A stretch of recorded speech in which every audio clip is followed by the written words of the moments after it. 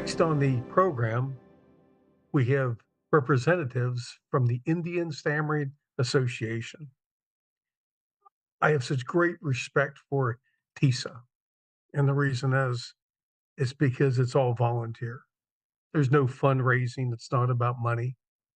They are committed to helping each other, helping people who stutter in India. It's a very difficult society to stutter in, and yet um, that they are blazing new trails, and they're helping people who stutter in India become successful. And so it gives me great pleasure to introduce the president of the Indian Stammering Association, my good friend Harish. And thank you for bringing your presentation and your team to StutterFest. Appreciate you supporting us every year, and we certainly look forward uh, to listening to the great things that TISA has done in the past year, what you're in the process of doing, and the future. So please take it away. Thank you, Tom, for that wonderful introduction, and thanks to uh, S- StutterFest and the World Stuttering Network for organizing this and giving us an opportunity to talk about TISA to the rest of the world. So yes, I would be starting this by talking about TISA, how this journey began, and what were the inspirations when we started it back in 2008. And uh, after that, I would also like to speak about some of the inspirations and ideas which we adopted from the West, which we wanted to also bring in India. But at the same time, I would like to talk about what is Indian-ness, what is the Indian-ness in TISA. Like, for example, a lot of ideas and our approach, it depends on, or it comes from the wisdom that we have uh, from what we learned from our traditional philosophies and those things. So I would like to talk about that too. That what is it that is different and Indian about the Indian Stammering Association TISA. So if I may present my screen. So as I said, my topic would be what is Indian or the Indian-ness in TISA. First of all, about me, my about my introduction and role in TISA. So currently, I am uh, the core team member of the Indian Stammering Association. I have been a part of TISA since 2009, and I have volunteered. I have been the ex-editor of the TISA newsletter. I have also been a part of a few organizing committees of our national conferences, and I continue to volunteer for TISA and initiating many new ideas here. Uh, by profession, I am an IT professional, and I love to uh, read as well. And that is also one of the things that we encourage in TISA. Okay, so how did it all started? The Indian Stammering Association. So back in uh, 2008, right? When a few people in India, particularly in Mumbai, they decided that there has to be something, a support group for the people who stutter, because stuttering or stammering, as we call it, has always been taboo in India, right? It was always just something very private and something that is not talked about very easily, or it was believed that it is something that is very trivial or when anyone would see a child uh, who stutters or stammers, like my own example, people would tell me that you would grow out of it. Like uh, when you will grow up, stuttering would automatically go, or it wouldn't be seen as a problem, right? And I had also gone through a lot of speech therapists, and I do still remember that speech therapy in India. I don't know about the current s- situation, but I believe that it is largely the same. Back then also, it revolved around the external symptoms of stuttering. For example, how severe are my blocks, or what happens, how many times I block in a sentence. That is the way my stuttering was being evaluated. I still remember one of the speech therapists asked me to count the number of times I stuttered every day, and she would evaluate it every week. So this was the kind of stuttering or speech therapy that was available. So we wanted, I mean, the people at that time wanted to have uh, a self-help group, and something which is far more accepting, far more embracing the stammer. And I think 10 to 12 people who stammer, who connected via Yahoo groups. At that time, Yahoo groups was very popular. So PWS from different parts of India met in Mumbai in 2008, and one of them was Dr. Satyendra Srivastava. He was the one who encouraged everyone to come together and meet and start something really serious. That is how it all started. Dr. Satyendra is a medical doctor, and he is also a social activist. So, with his efforts, he reached out to BSA and uh, ISA also. So, in the initial stages when we were getting started, it was Keith Boss, who you see in the picture, who was uh, the head of the outreach of the International Stuttering Association at that time, and he was also a part of BSA. Both these associations were of great support to in starting TISA, and a lot of ideas and inspirations came from there, PSA and ISA. We also got inspirations from Dr. Joseph Sihan's Stuttering Iceberg. You know what goes inside me as a PWS. What people can't see, the all that self hatred, low self esteem. That is what inspired us. That we will focus more on the stuttering mindset and not on the stuttering itself. The third thing is about Cristobal Lorian, uh, who is a Spanish stutterer. His philosophy about transfluency, and if we can see, it's also part of our the TISA logo. Uh, there is something like transfluencer on top. So we got a lot of inspirations from this idea of transfluency, which was coined by uh, Cristobal Lorian. And last, we also got inspired from Alcoholic Anonymous. People uh,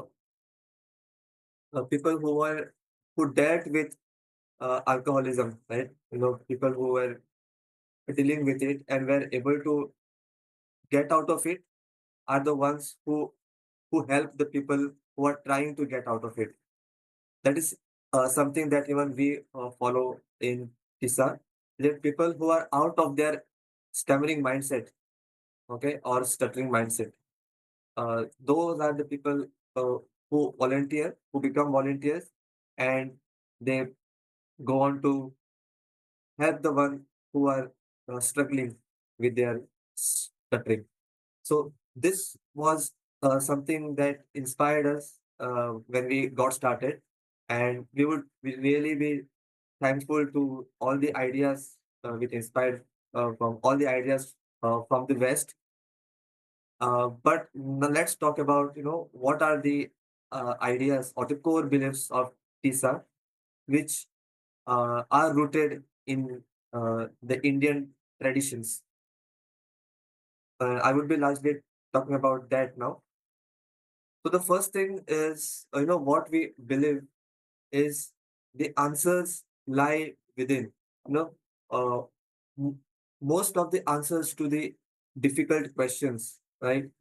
The complicated questions, they are not uh, present in the outside world, but it is within us, and you have to look within to find these answers.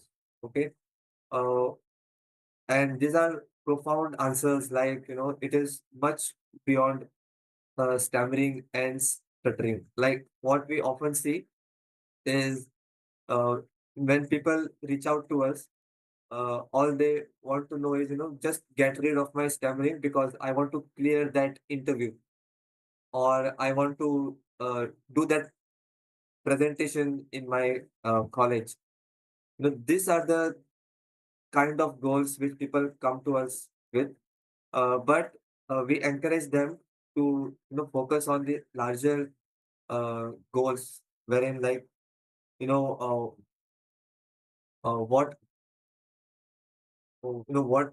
what is it that I can do for this stuttering community? What is it that which is special about me, about uh, my personality, which is beyond stuttering? Stuttering is only a part of me and my speech, but what is it about me? We encourage people to look inwards, and many of our uh, national conferences and workshops, we see to it that we always start the day, all our national conferences and uh, communication workshops, we start the day with early morning meditation, where we just meet and we meditate. And this is the time where we just look inwards, and focus on what are the things that trouble us. There might be many things, many conflicts which are inside our mind, and this may or may not arise because of stuttering, but it may really affect us. For example, like how I present myself, or how people think about me. Will I be a good, uh, will I be a good father, a good husband, a good son? Will I be a good professional? All these kind of conflicts are going on. What we encourage is stop and reflect about what is going on in your mind. That is what we uh, encourage people to do. And also, apart from starting with meditation, we also take breaks in between, so that and we also call this, we also called it uh, tools downtime. Like during our conferences and workshops, we learn so many things. Uh, we uh, we have a lot of activities. We learn about techniques, block correction or bouncing, prolongation. These are all tools. We also have a lot of games, but there are times when we just and sit down in silence. That is also a time we take to reflect our thoughts inwards. So most of our events agenda are we have this as a part of it. We also have daily calls, online calls, where members join. It happens every day in the evening, 7:30 p.m. India time, where people join and they practice. These meetings also start with 10 minutes of silence and meditation. So yes, this is what we really encourage people to do. The second thing is seva. Seva is it literally means in Sanskrit and Hindi. It means selfless service. So when a PWS engages with TISA and the volunteers help them, they in a, over a period of time uh, they will be embracing their stuttering, and they would rise above their stuttering mindset. This is the time when we encourage them to volunteer to TISA. You know that you have uh, done, you have worked on yourself, you have understood the whole the ideas like acceptance and transfluency, all those things, and now you're working on your communication skills and more than your fluency. Now is the time to give back and help more PWS. And this a seva or self-help, selfless service is something that a lot of our uh, ancient wisdom or scriptures also talk a lot about. Irrespective of the religion and whatever it is, our Indian philosophy, as per se, talks a lot about selfless service, and this is what is also a major part of the TISA approach. So many of our, what is going on right now in TISA. Uh, TISA is run by volunteers who have come here and benefited from TISA. That is what TISA is all about. Uh, Selfless service. Next, I would like to talk about is, we don't want to attach labels like, I am a fluent speaker, or I am a medium stutterer, I am a severe stutterer. We encourage our authentic beingness, more about, our being, the what we are as personality, okay? What we are, rather than, that I stammer, or uh, I am a software professional, or I am an engineer. But rather than that, what I am as a person. And even though I did mention that, transfluency and transfluencers, the concept, we were inspired about it, and it's a part of our logo too. But we do not encourage people to identify with labels like fluency, disfluency. Okay, just identify. I mean, just take stuttering as a diversity, as a part of me, as a unique part of me. Embrace it, and then focus on the more better things about the personality, but my me as a personality. So how we do it is, in most of our events, we have this talent shows in which people would just come, and they would just display their talent, and this talent could be anything, like somebody would sing, uh, another person would play guitar, or people would even recite poems, or it can they would also show their stamp collection, because some people are very passionate about stamps, collecting this and that. So it is not just about what you are and who you are. What is your passion?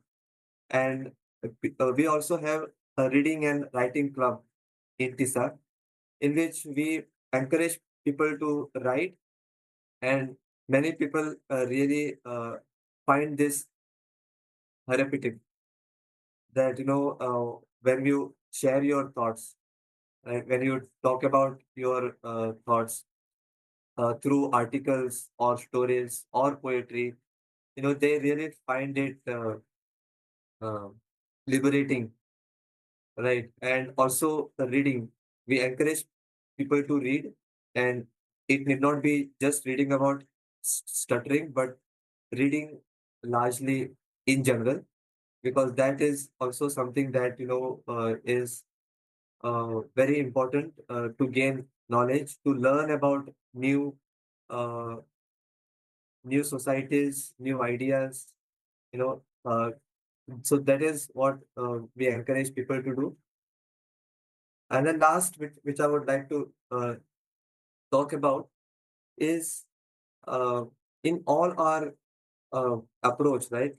We believe that the person who stammers plays a larger part in his or her uh, recovery journey.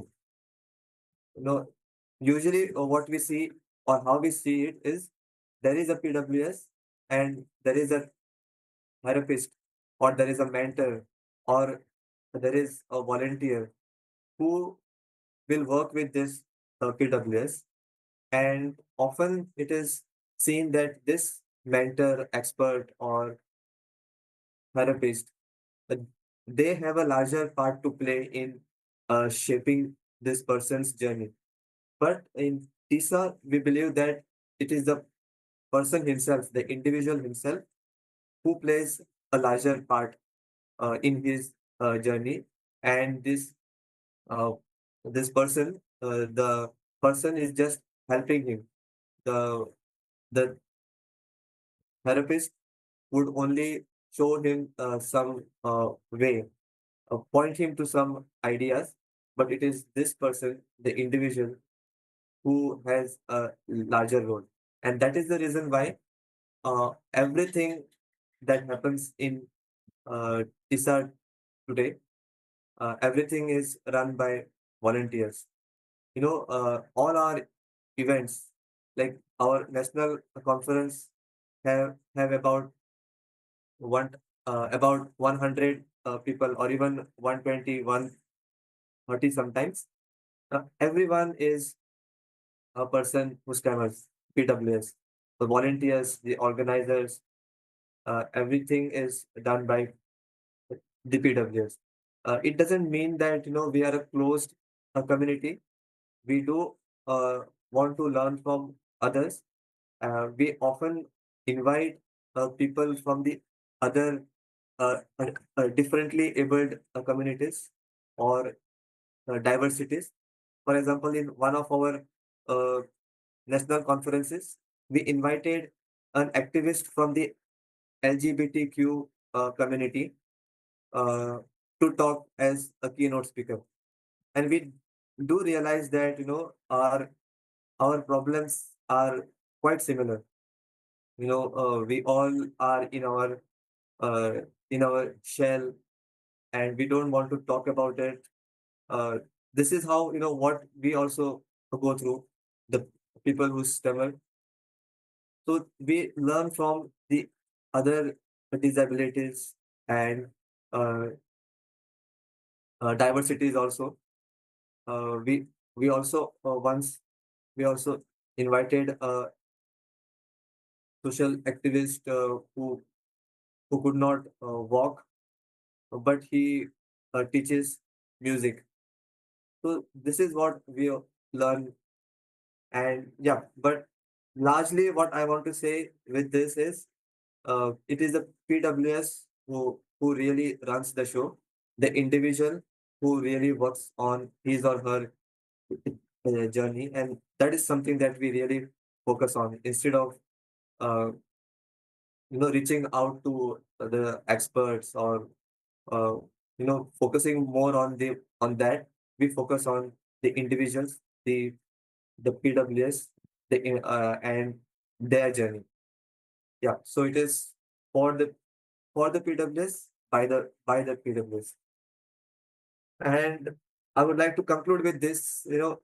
That is me in the uh, 2024 national conference that happened in Jaipur, and I particularly shared this picture because that is the best version of being myself.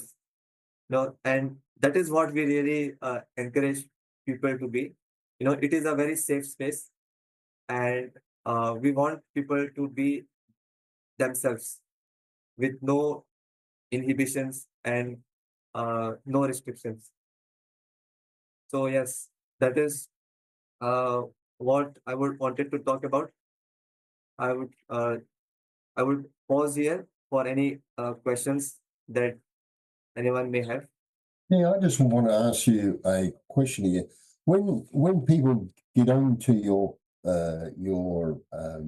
group, say, do you encourage them to use a technique, or you just let them stutter badly? So, Yeah.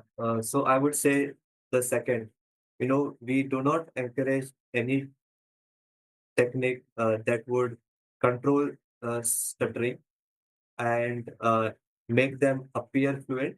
Rather than we focus on techniques which are uh, stuttering modification techniques like bouncing. Wherein they are in full control when they are stuttering, rather than the s- stuttering being in control over them. Like for example, if I'm we do encourage bouncing, like when I'm stuck in a block, right? If I want to say I am from Goa and I am stuck, I am from. So I would rather encourage them to say I am from Goa. Okay, so this is in a much better, with less struggle. Uh, s- Although I'm stuttering, okay, although my speech is not fluent, but I am in much more control and less struggle, so I can come out of it in a much easier way. So yes, we are focused on stuttering modification techniques rather than fluency shaping techniques. it's just that. So you encourage them to use a technique because you're saying right now that you want them to use that bounce technique. So It, do you encourage that, or do you just let them go? we just let them go. We do not. We just introduce them to different techniques which are available. But then we do not say that you have to use bouncing or you have to use pausing. It's Mm. up to them to choose what works best for them, or it's okay if they don't want to use any of the techniques. We also tell them that you can also do voluntary stuttering, stuttering in purpose, so that it desensitizes you from this your stuttering mindset. So that is something also that we do. That it's up to the individual to decide for themselves that what they want to do. Yeah, I see another question in chat. How much emphasis you put on relaxation as a cure to stuttering by Sohail Gibran?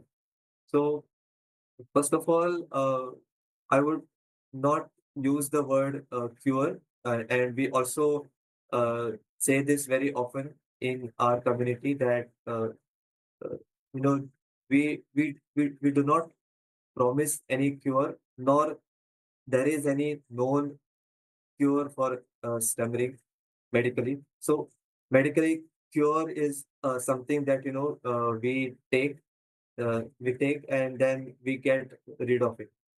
So that is something that is not known as of now for stammering. But yes, we do focus a lot on relaxations, as I said in my talk. relaxation, meditation, mindfulness. That is something that is a very important part of all our activities, all our programs, communication workshops, and national conferences.